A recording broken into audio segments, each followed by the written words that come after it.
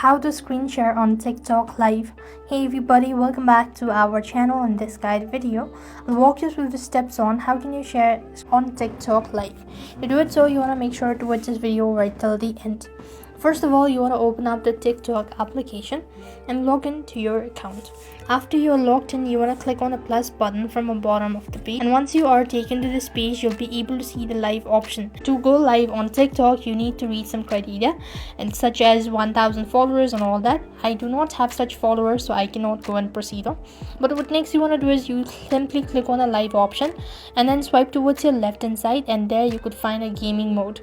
Once you go ahead and click on gaming mode, then you could simply go ahead and share the screen, or else you could also go ahead and make sure to change it or make some settings with your phone or with your device. That is how you could also go ahead and share screen on TikTok live.